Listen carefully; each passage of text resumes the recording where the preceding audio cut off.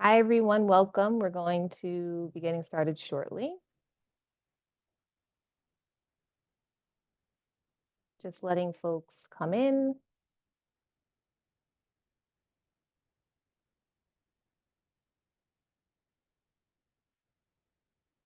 Okay, and we'll let everyone just connect to their audio and then we'll get started. If you'd like, you can put in the chat either your degree program, if you're a student, maybe you're an alum of what school, your degree program. If you are a professional, where you work, we'd love to just see who's in the room with us today. So please feel free to put that information in the chat.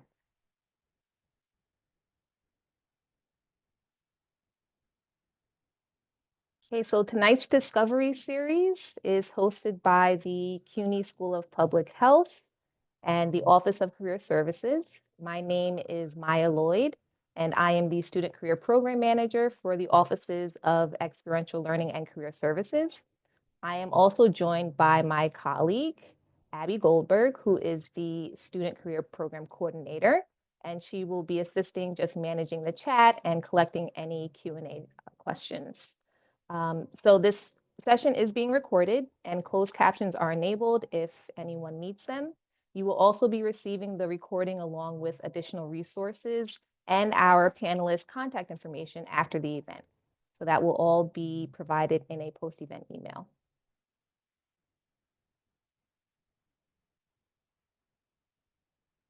So with that, I want to just talk a little bit about our office. So we do aim to provide supportive services for our students and alumni.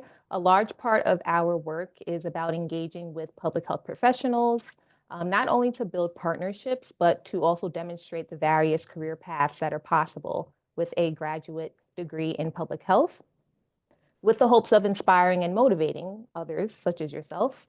So tonight we are fortunate enough to feature two highly decorated professionals in the public health field, Dr. Harlem Gunness and Dr. Jerry Z.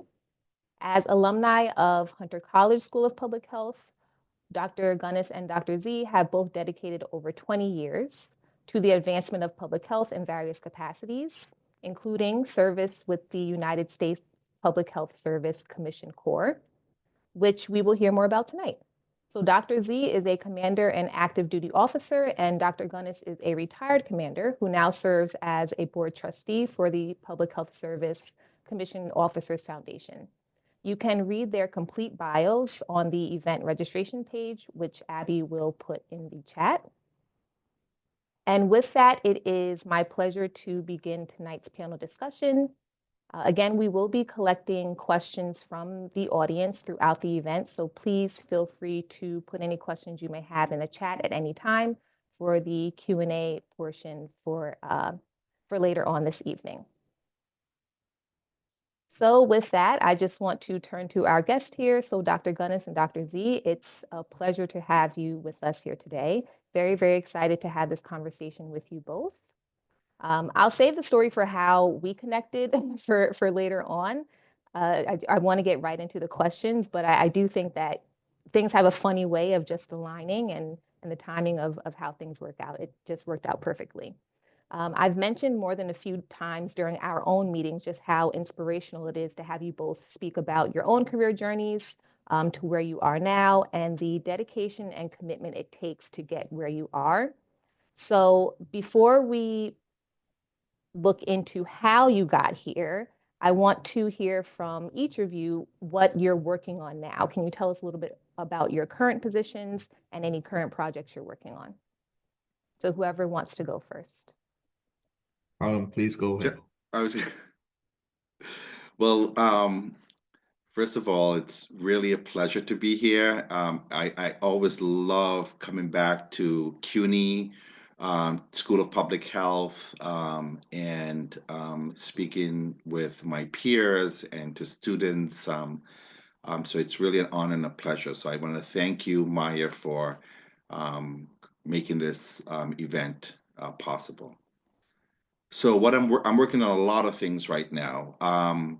As Maya pointed out, I'm on the Board of Trustees for the Commission Officers Foundation. where essentially we work to host the symposium for public health officers.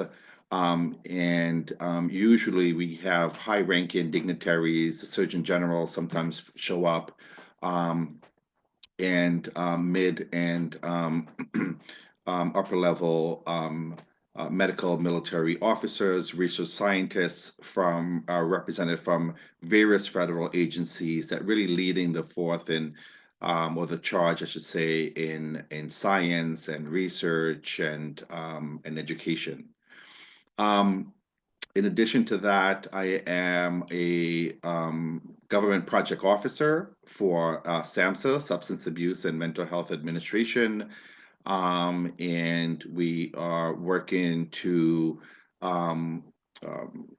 support states, tribal nations, and territories throughout the U.S. With their grant application during disasters. So I could be assigned to any disaster at any state at any moment. That could be a man-made disaster or a natural disaster. I also adjunct as well. And I recently, over a year ago, I started an elder care podcast, just interviewing caregivers, elders, and those who serve them to really understand the intersectionality between elder care, healthcare, and finance or legal issues. And I'll stop there. Thank you very much, Dr. Gunness. My name is Commander Jerry Z, and what I'm currently working on, similar to Dr. Gunness, I have different hats that I wear. So one of the hats that I wear is being a officer within the U.S. Public Health Service Commission Corps, whereby I am currently stationed with the Department of Health and Human Services, the agency of the Administration for Children and Families, also known as ACF. There are a variety of programs that folks may know or may not. Some of the most popular programs under ACF is Head Start, which is a program that's given to the states, the grants, the funding to the states to provide care for low-income families for the kids and their education. There's another program called LIHEAP, which is a program that's provided to, again, low-income families to provide subsidies in terms of heating, energy, and what have you. And there are some other programs that may be a bit more controversial, such as the Office of Refugee Resettlement. You may have seen those words in the public quite often the past number of 4 or 5 years and what have you. So that's an office that's also under ACF. Myself, I am with, I should say my prior position was with the Regional Emergency Management Specialist, dealing with any type of natural or man-made disasters, dealing with human services. And just as an example, during Hurricane Katrina, this is like 20 years ago, in Louisiana, there were over 5,000 kids that were separated from their loved ones. And then many of them did not get reunited with their loved ones until half a year later. Why? Because no one was looking after them. They were not a primary group to let's put it this way, under anyone's radar. So because of that, laws have been passed, regulations have passed whereby now children are looked upon as a specific group that needs to be ensured that they're protected, that they're safe, what have you, during emergency situations, what have you. So one more thing, another hat that I wear is I am the president for the local branch association, the U.S. Public Health Service Commission Corps Officers Association, right here in New York, New Jersey, in this region. And my term will actually be up end of next month. So the term is for 1 year. So I'll leave it at that. Thank you. Oh, thank you both so much. I know just from reading your resumes and your bios, we can probably sit here all night and talk about the wonderful work that you are currently doing. But I also want to get an idea of again, how you got here, right? 20 years of experience, you know, for both of you. So my next question is, before getting to where you are now, right? What did you think your career would be? And I feel like this question is interesting depending on your answer. For me personally, I thought I was going to be a nurse. Did not work out that way. The science classes was not my strongest my strongest suit, but I'm glad, you know, I fell into public health. So I'm wondering, you know, what did you think your career would be before getting where you are now? And looking back, is there any alignment or connection with what you're doing now? Dr. Jerry, Gunness, take do you a want to? stab at that. Oh, okay. Go ahead, I Dr. hear Smith. that. To be honest, I did not expect where I'm at right now at all. After high school, I got into a Doctor of Pharmacy program. So I was planning to graduate as a pharmacist. But some of my classmates back then, and some of my schoolmates, they went on to work for different biotech companies. So I was like, well, that's some interesting footsteps that I can follow.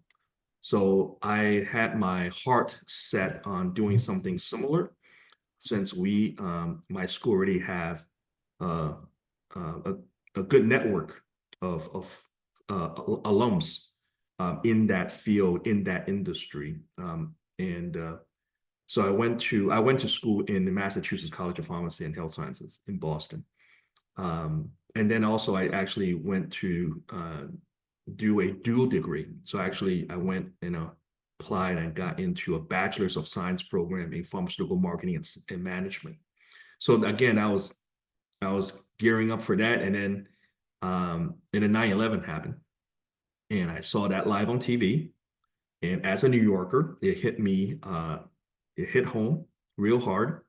And so I had a change of mind. I said, I want to serve my country. I want to wear the uniform, and that's where I want to be. So after I graduated from that school, I got commissioned, and so April of 2005, that's when I got my commission. So can't believe it. It's now 20 years plus. So here I am.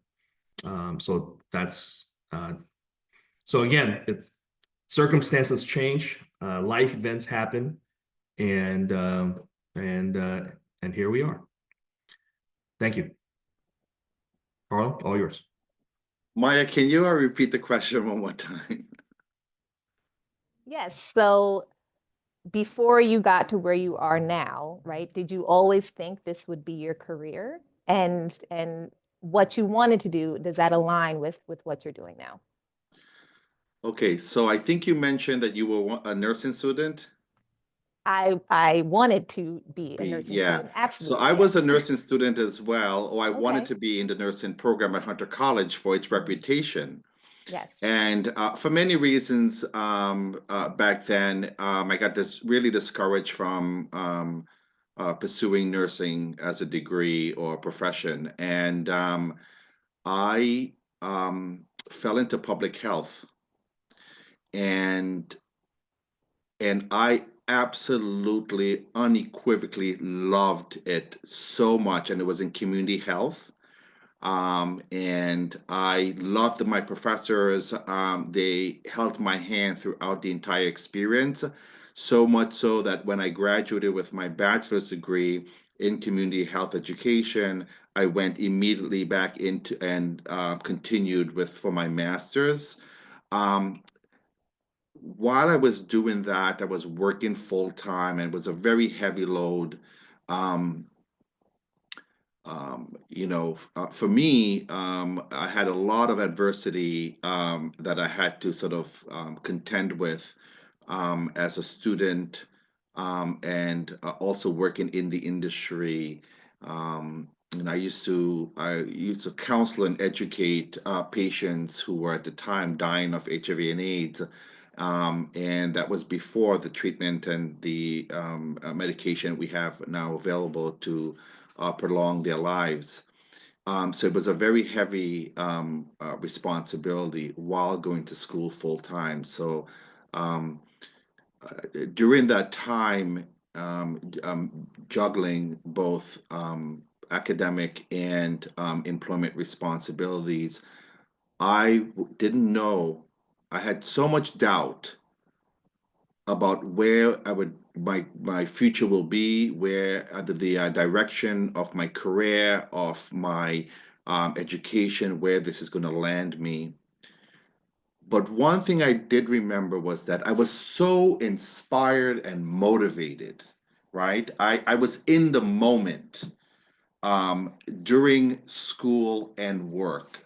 And despite all the doubts, um, the one thing that that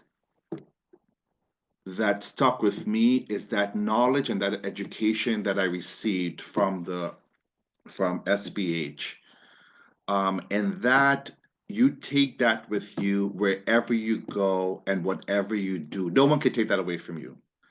And that degree itself, I was 26 years old when I graduated. That degree took my life, my career, my profession, my personal life to unprecedented levels. And that's why I'm here today. That is actually the perfect segue to my next question. It really is. And I want to thank you both for sharing your experiences and especially those impactful moments that led you to where you are. Dr. Z, mentioning 9/11, and I think for those of us that can remember 9/11 happening, it was such a monumental and unfortunate event in our country's history, but definitely made a huge impact just on the way we see the world, I think, afterwards. And Dr. Gunness, you talking about the work that you were doing with those who were infected by HIV and AIDS, counseling them in the work that you were doing, but also, working full time, right? And a lot of graduate students, struggle with that work-life balance. So I do want to go back to both of you deciding to pursue a graduate level education, and if we can talk about that a little bit. So I'm going to start with Dr. Gunness, since you definitely led us into this question. I now know that, that was kind of like a plan for you. You had such a great experience in undergrad. You said, you know what, I'm going to continue this forward, which is amazing to hear. But what opportunities did you specifically take advantage of during your time as a grad student? And what would you recommend for others, right? Like being in grad school right now, what opportunities should they take advantage of? Either networking, speaking with professors, whatever it might be. And is there anything you would do differently looking back? Okay, so we're talking a couple of decades now, right? So a lot of things have changed from when I went to graduate school than to where we are now.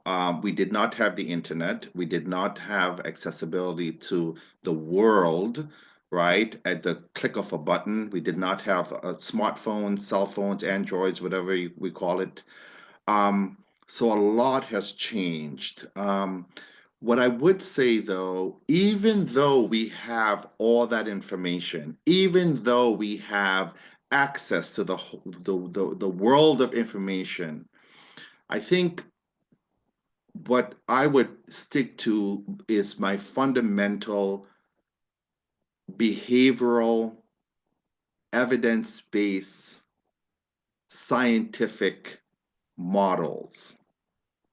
Trans-theoretical model. Where am I at in terms of my behavior in progressing in my career?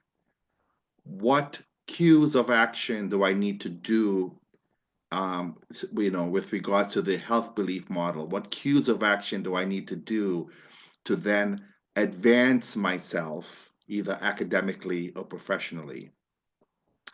I would say that as much as we have advanced in our ability to communicate, and we have redundant forms of communication. We have a phone call, a text, a like, a share, TikTok, Twitter, social media, et cetera, et cetera. I think, though, what is missing, or what needs to, again, fundamentally, we need to engage with each other, and we need to listen. Okay, we need to, and what I mean by that is, I'll give you specific examples. Continue to network, continue to build alliance, and build your social capital. You know,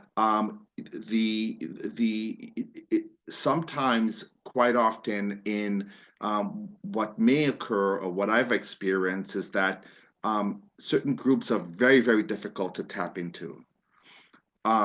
You have to also be persistent in your endeavors. Be strategic in your endeavors. Take the hard courses. Don't take the easy courses necessarily. Take courses and professors that challenge you. I liked when my professors challenged me, because that provided opportunities for me to grow and learn. Do internships that may be challenging. It's, in this way, it helps you to learn so much about yourself, and as well as develop the skill set necessary for you to then be competitive in the industry.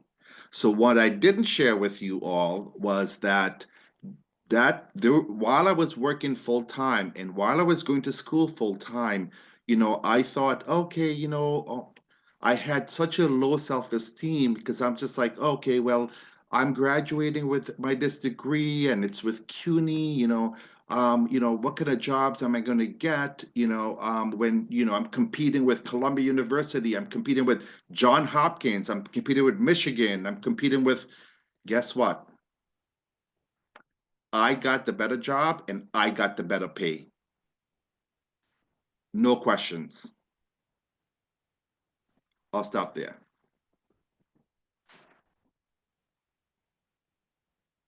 So for me, I forgot to mention that I was working full time as well, and it took me about between 5 to 6 years to get my MPH. After I got my bachelor's in PharmD.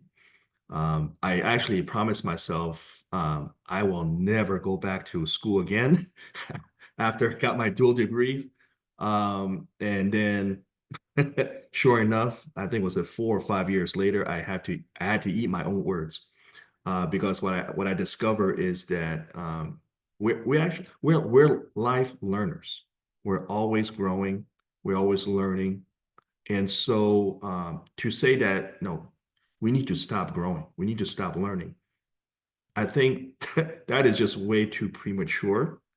And that is way too, should I say, immature as well as premature.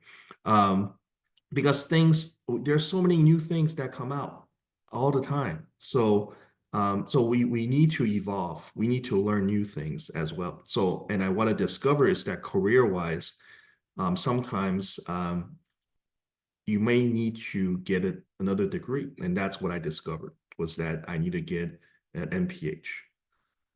So I originally started out with Epi, and then switched over from Epi to policy and management. And so you may find that along the way, that this is something that you originally wanted to do, but then it may not be for you. And so just like Dr. Gunness was saying earlier about taking the hard courses, you may need to take a hard course or two to find out if that is for you or not. Rather than making decisions down the road that will cost you a whole lot more, I think with a course or two, maybe that would help you discover where your true passion lies.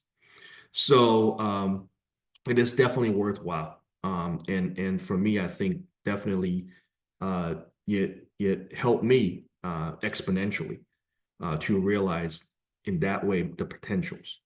So, and another thing I wanted to emphasize is that that Dr. Gunness also already mentioned is network. I will say that out of the 5 federal agencies that I have been in,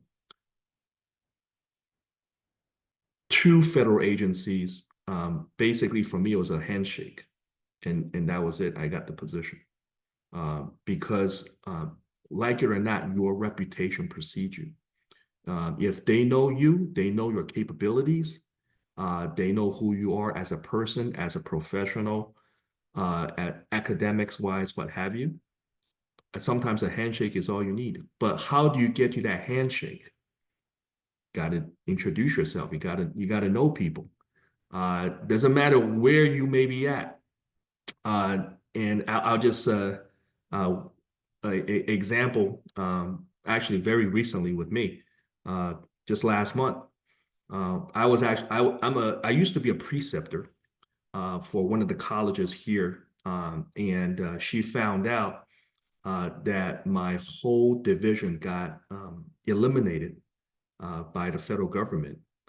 She reached out to me and said that asking me how am I doing, and any way she can help me, whatever that may be, whatever capacity. I was really blown away. And she was my student, I think maybe 4 or 5 years ago. So that was a little while ago. And she still remembered. I really think that those interactions sometimes it leaves an impression that you may not realize at that moment, but you may leave an impression of a lifetime. Some people do not forget the things that we do for them, and vice versa. And so I would say, yeah, network, and broaden your horizons. Thank you. Great. Thank you both. And for me, what comes to mind is networking is it's such a touchy topic for people, right? You either love it or you hate it, honestly, but there's no doubt that it actually works, when it's done right. And I want to kind of switch gears here for both of you about your time with the Corps. So knowing that you all are, again, decorated professionals in what you're doing now, 20 years of experience, how has the Corps really shaped your own career trajectories and interest? And has that helped with your networking, right? Are there more opportunities available to you because of the networking that is available with the Corps? And I feel like that, this can apply or be useful for folks to hear, whether they're grad students, alumni, or even professionals, because we do have a mix of folks in the room with us today. Thanks for asking that question, Maya. So I think what I'll start off with is that my impression of the Corps is that it's one of the best kept secrets. And this also, hence a reason why we're having this forum, because I was determined to have a forum at SPH to to do exactly what we're doing tonight or this evening. So I did not know about the Corps. I discovered it or stumbled upon the Corps while working at New York State Department of Health. I was their representative at the time doing emergency preparedness for infectious disease. And then the grant officer, who at the time worked for, I think it was ASPR,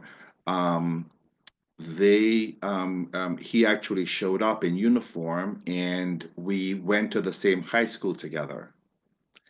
And then we connected, and then as friends.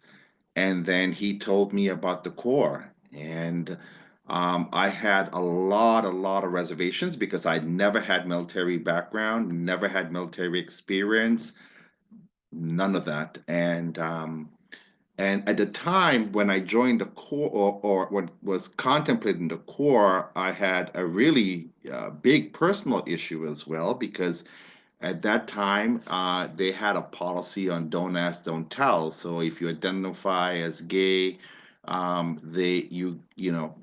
that cannot be discussed whatsoever. So I had a lot of reservations about that. So I had to really dig deep in my soul to decide whether this is something that I want to pursue or not. But as public health taught me, you really have to pursue what you want and what drives you. And I jumped in full swing. And as with a lot of doubts, with reservations, but I also knew that you can serve up to, I think, 3-year commitment, and then after that you can then leave the Corps. You don't have to necessarily commit to the rest of your life. So there are certain stipulations that you can, or opportunities for you to then leave if this is something that you don't want. And I am so grateful that I joined. We talk about networking, we talk about a handshake, we talk about meeting dignitaries, high-ranking professionals in so many different federal agencies that are doing so much, it's such incredible work. All of what we have learned and what we went to school for, right? And the ability to then tap into that network where you otherwise would not be able to is invaluable. And that's something that to this day, I'm so still grateful to have, Dr. Z with, me on the call, to be, talking to him about, what's going on in his shop, and, and what's the status of officers who are active duty, and what are they facing. That is helpful to me in my role as a board of trustees. So I'll stop there, but the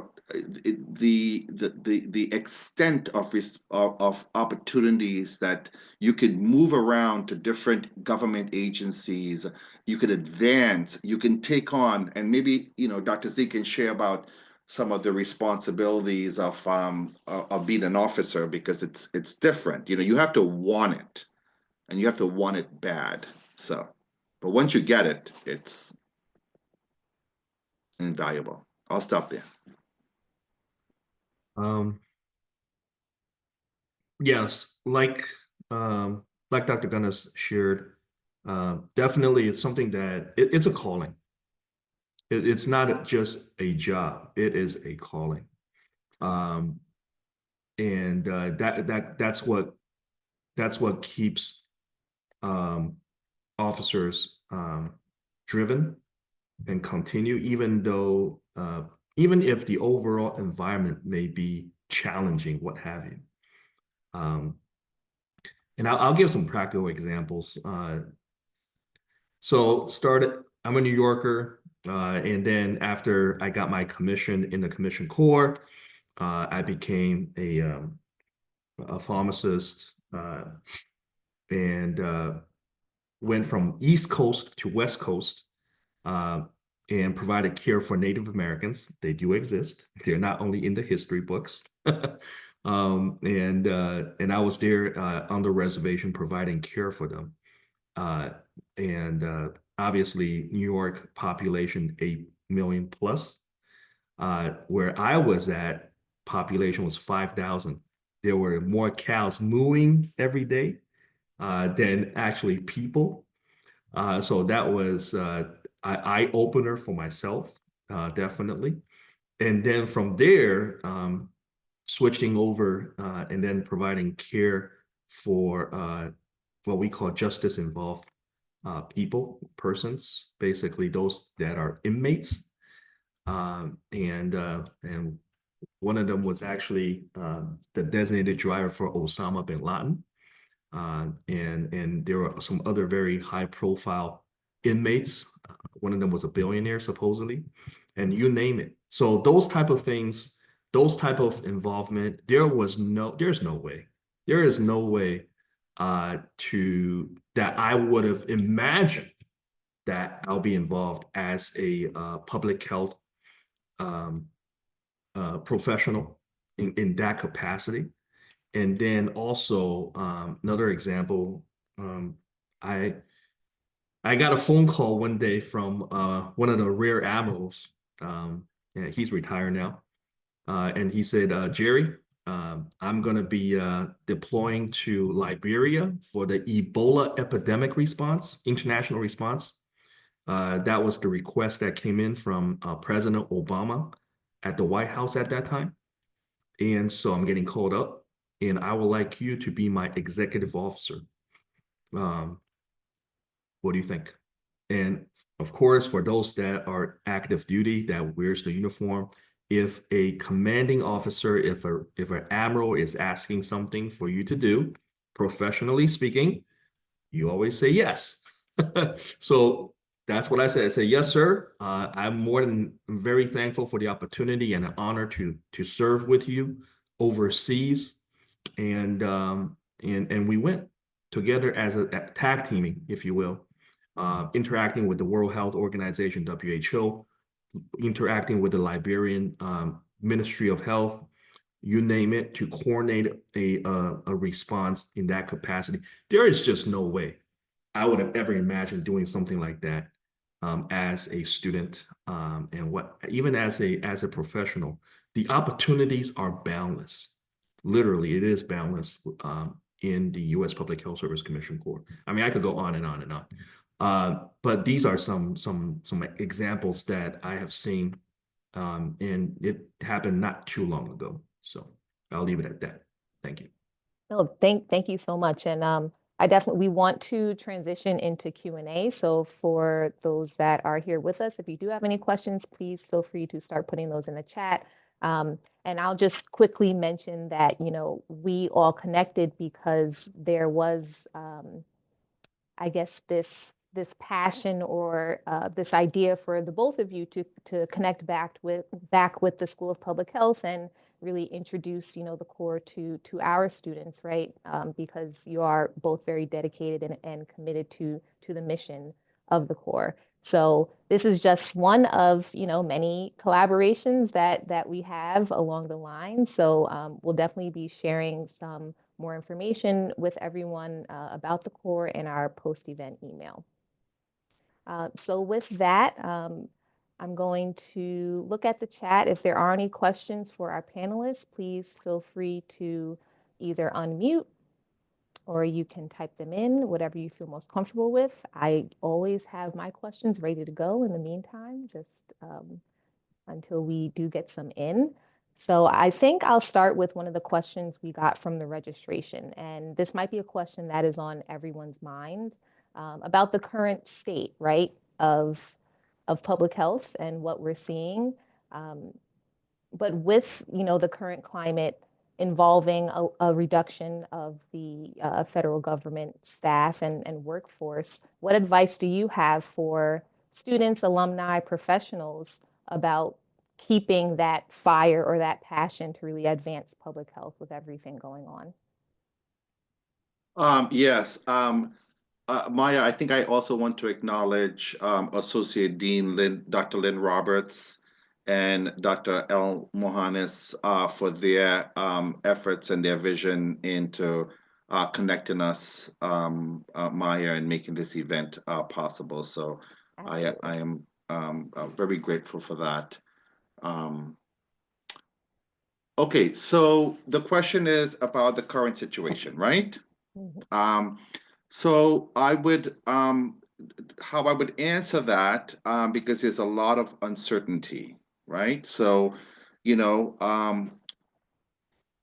motivational interviewing, right? How do you interview your patients? How do you interview or how do you assess your patients? How do you assess your community? How do you assess your population, right? So what I would say is, understanding what it means when things are um, in limbo or uncertain. What are the feelings or thoughts around that?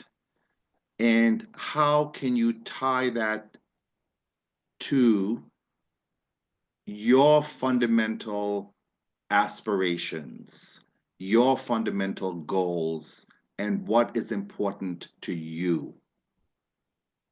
So what I like to say is, because this conversation, this topic comes up a lot, and there um, uh, the, folks who I've spoken to and employees and the public health community are um, a lot of feelings around and sensitivity around the issue, and I don't want to discount that. What I want you to to to take away is really think about how this is affecting you.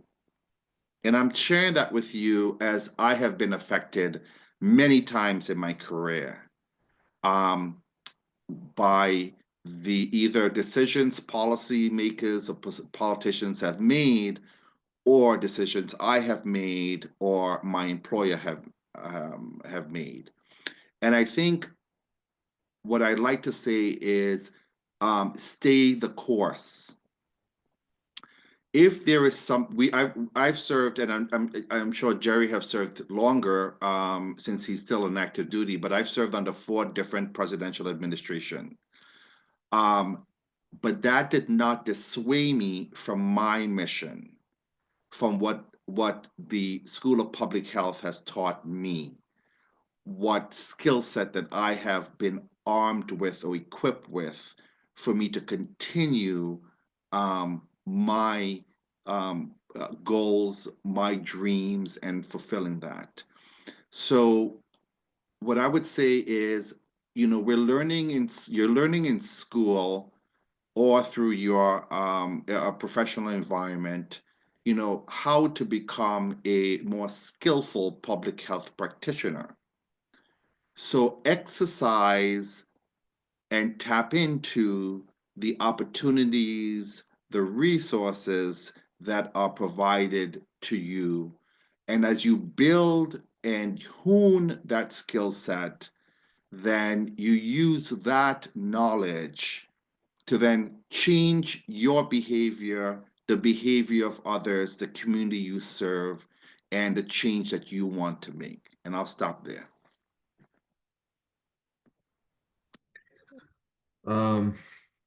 So the current environment, I would say it's quite challenging. It is very, and I'll be fully transparent. A lot of my colleagues have been impacted, including myself. And I don't, my current position is gone. So I am trying to figure out as to what happens, how to go from there. But because I wear the uniform, there's a carve out, meaning that we're not let go, if you will. And so that's one of the protections, if you will, of being active duty service member with the U.S. Public Health Service Commission Corps. And so But at the same time, as you may or may not know, we're all always zigzagging, career-wise, life-wise, what have you. It's never really a straight line. So if you say that, oh, I'm going to get my dream job, I would say, well, possible.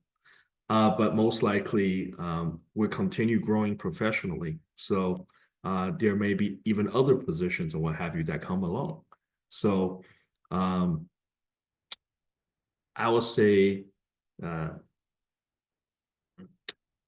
definitely in terms of talking about that fire, talk about that passion, talking about the mission, things, there's always going to be circumstances that will be that may not be going your way per se, but gotta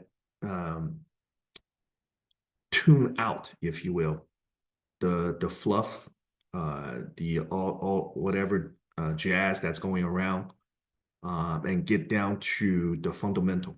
What do you really what do you really care about? What are you really passionate about?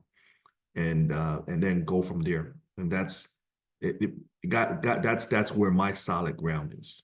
So, and I'll leave it at that. Thank you.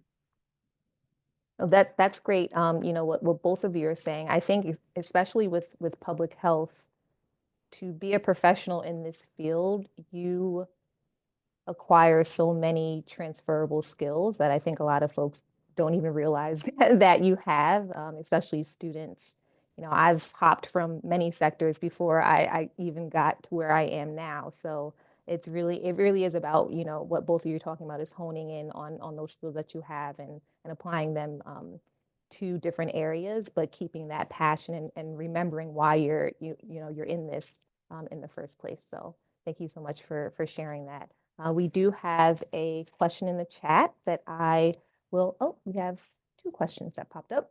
Okay, so our first question is about your actual titles, right? So whether, you know, it's, well, PhD or PharmD, do you feel having these doctorate degrees have given you better chances at opportunities compared to someone that may just have an MPH?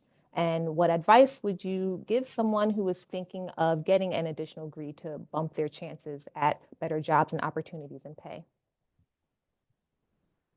For me, I would say, depending on what would you like to do, where career-wise, where would you like to go? I think that if you're for the sake of getting a degree for a degree, I think that's I would not recommend it because I think you really want to map out. I mean, when we go into our interviews, one of the most common question is, where do you see yourself for the next 5 years? Right. So I think that's a question that we need to ask ourselves. Where do I see myself before the interview comes and all that stuff? Where do I see myself in the next 5 years? I think that's a very fair question to ask myself or yourselves, and then go from there. Because you're spending a lot of time, a lot of energy, a lot of money, and everything else for that degree. And obviously, you want to apply that degree, practically speaking, and maximize that value of that degree to the optimum. So, so for myself, because I already had a doctorate in pharmacy, a bachelor's in pharmaceutical marketing and management, I did not realize at that time that I really wanted to pursue an MPH until I get to that point. So I think my recommendation is that see where your degree would apply, where would it go, how would it go, and then if you really think that you need something more, then fine. But I would not say just for the sake of getting a degree. Now, would there be more opportunities that would come up? Possibly. But are these opportunities something that you really wanted to do?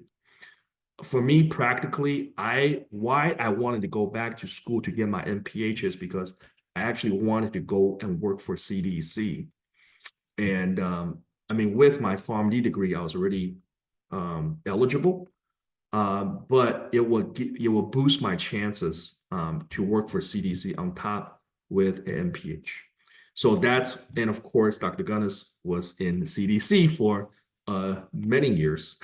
So, and that tells you right there what an MPH degree can do for you. So that's where I was heading. And then, of course, for myself, career-wise, there was a switch. And so I ended up not being with CDC at all. But of course, there are opportunities there. So I'll leave it at that. Thank you. Can you repeat the question? Sorry, I got distracted. Yes, I saw your friend come across Yeah. the screen. So just a question about actual degrees, right? Do you feel as though holding a PhD has given you better opportunities compared to someone with just an MPH? Yeah, so yes, yeah, okay. That's a great question. So I think that it really depends on you. It depends on your passion, your drive, and what is it that you want to do. As Jerry mentioned, I got the job at CDC with my MPH, right, in community health. I got into the commission corps with my MPH.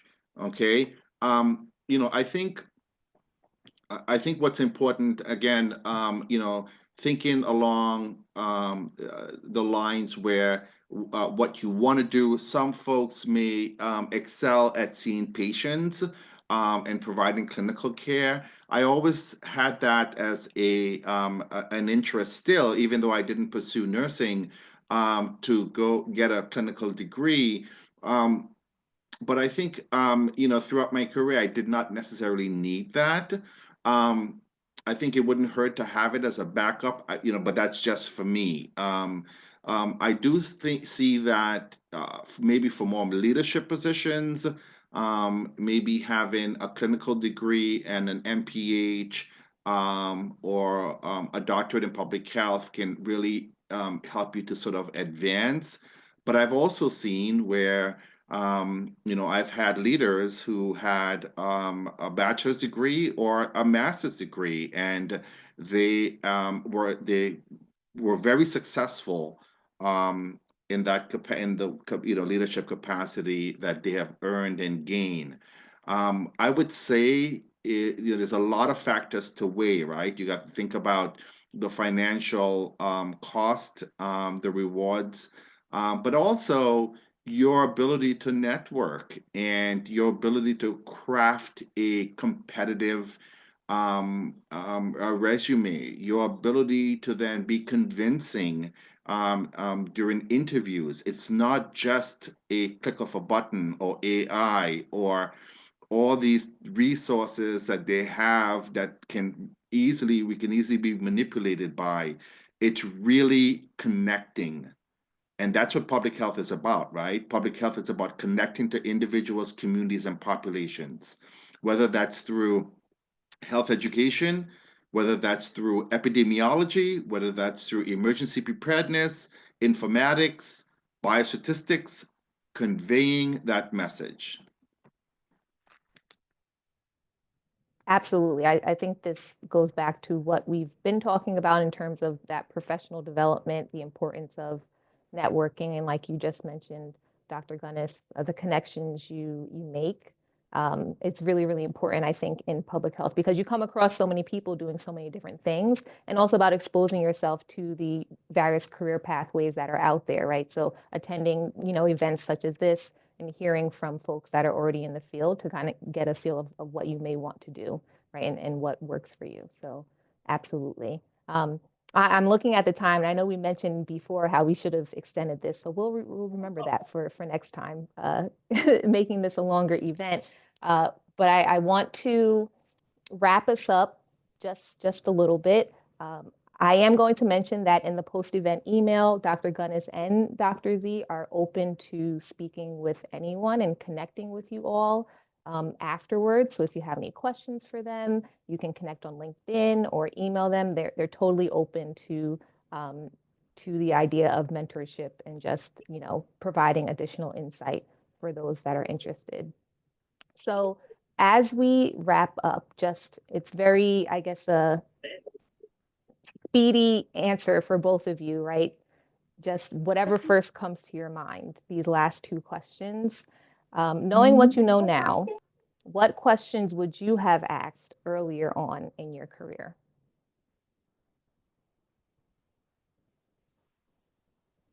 Wow, that's a good one. Knowing what we know now, what questions would I ask? I'll take a stab at it. Mhm. Do not be afraid to speak up and ask.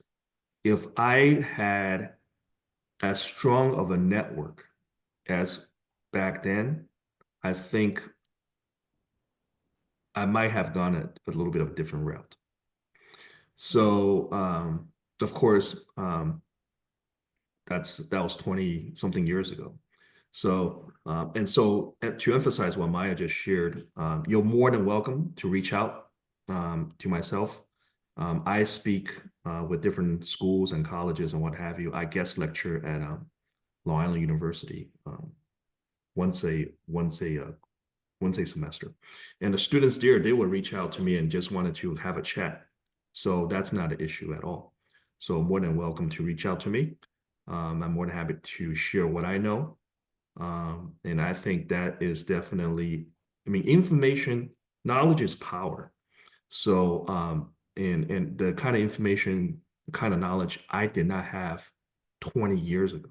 What I know now, totally different. That'll be it. Thanks. I would say I may not have any questions, or I may have all the questions, given what I know now. And I'll tell you why. There were a lot of, again, public health, right? You look at things multi-dimensionally. You look at all different dimensions and how it affects our health and how it affects our mental health. So I had to be in certain situations that where I needed to learn and grow personally and professionally, right? I need to develop this confidence to be able to speak to an audience. That came with time, that came with experience, that came with exposure, that came with challenging my personal endeavors, right? Or my personal challenges, right? And I think I may ask that question actually, how do you overcome that? Your insecurity, if you're an immigrant or you're a person of color or you identify to something that is not the norm, how do you then work to overcome these challenges, and what are the systems, the secret to success? That's what I would ask over and over again. How do you do it? That's perfect, right? Like why reinvent the wheel? You can ask someone that's already been through it, right? How did they get to where they are?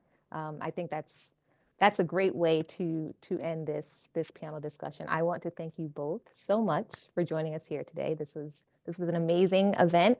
I hope for those that are with us, you are leaving with some valuable information that you can take back.